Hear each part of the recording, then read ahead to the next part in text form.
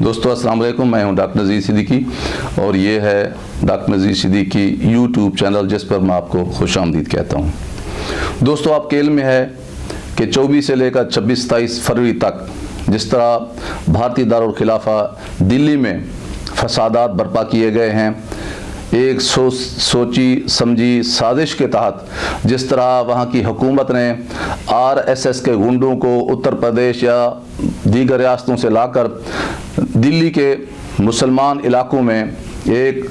जो हंगामा बर्पा किया है, जिस तरह लोगों मुसलमानों की चुन चुन कर घरों को जलाया गया है, दुकानों को जलाया गया है और मुसलमानों के ऊपर पत्थरबाजी की गई है, गोलियां चलाई गई हैं। जुल्म तो यह है कि भी पुलिस भी इस जुल्म सितम की दास्तान लिखने में फसादियों के साथ थी और हैरत है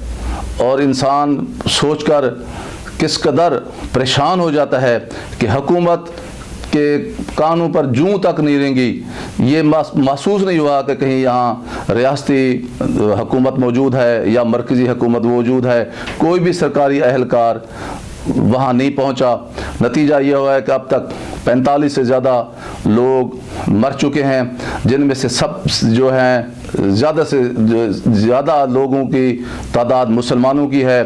और 250 से 300 तक इस वक्त लोग जो है मुख्तलिफ हस्पतालों में ज़ख्मी हालत में पड़े हुए हैं और उनके कोई पुरसान हाल नहीं है। अभी ये सूरत हाल कुछ वहाँ सुकून हुआ है, लेकिन मुसलमानों के लिए इस कदर डर, खौफ और मायूसी का एक माहौल बना दिया गया है कि बहुत सारे मुसलमान अपने घरों को, अपने इलाकों को छोड़कर अपने रिश्तेदारों के पास कहीं दूर चले गए हैं। और अब अमन और शांति के नाम पर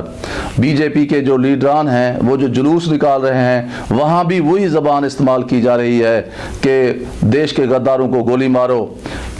अब देखना यह है कि भी पूरा आलमी मीडिया,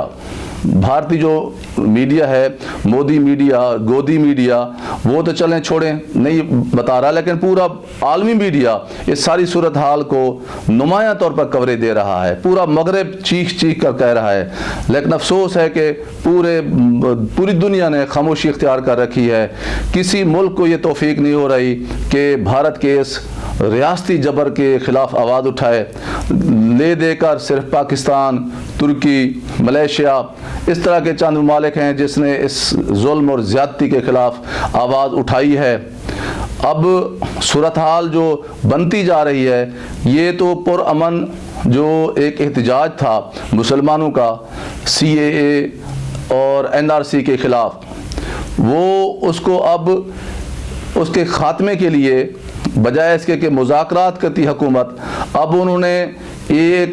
उसका एक तरीका अख्तियार किया है कि भी दंगे किए जाएं, फसाद किए जाएं, मुसलमानों के ऊपर जो है हमले किए जाएं, उनको मारा पीटा जाए, उनके जायदादें, दुकानें और घर जलाए जाएं ताकि वो खौफज़दा हो जाएं और ये जो पुरअमन एहतजाज हो रहा है वो ख़त्म हो जाए। लेकिन आज नहीं तो कल एक दिन आने वाला है कि अब 20 करोड़ जो मुसलमान हैं वो बिल आखिर अपनी बका की खातिर अपनी कोशिशें फिर नए सिरे से शुरू करेंगे और वह वक्त दूर नहीं जब अब वो अपने हकूक़ लेने की राह पर चल पड़ेंगे। लेकिन भारत को भी ये देखना होगा कि वो जिस राह पर चल रहा है वो सिर्फ तबाही का रास्ता है। उसकी इक़्तिसादियात डामाडोल हो चुकी हैं, उसके मुल्क के अंदर इंतशार है और जो तशद्दुद जो है हमेशा जो ज़िवाल का बायस बनता है। लेकिन हमें जो है पाकिस्तान को भी इस हवाले से अपना फ़र्ज़ अदा करते हुए जो लियाकत नेहरू जो हमारा मुआहदा था उसकी रूह से अक़लियतों का तहफ़्फ़ुज़ दोनों ममालिक की बुनियादी ज़िम्मेदारी थी। पाकिस्तान तो यहाँ मंदिरों और गुरुद्वारों का तहफ़्फ़ुज़ यकीनी बना रहा है, उसके मुकाबले में अब दिल्ली के फसादात में किस कदर दिल इंसान का खून के आंसू रोता है कि मस्जिदों को ढा दिया गया है, मस्जिदों के मीनारों को जला दिया गया है और हमारी आखिरी किताब हिकमत की किताब कुरान मजीद के बहुत सारे नुस्खों को भी आग की नज़र कर दिया गया है, राख का ढेर बना दिया गया है। आलमी ज़मीर तो सो रहा है ہے، لیکن وہ اسلامی ممالک جو اٹھتے بیٹھتے اسلام کے نام پر ہم تمام مسلمانوں کی قیادت کے خواہاں رہتے ہیں، انہیں تو کم از کم اپنے ضمیر کی آواز پر مسلمانوں کے ساتھ ہندوستان میں، بھارت میں ہو رہے مظالم کے خلاف آواز اٹھانی چاہیے۔ دوستو،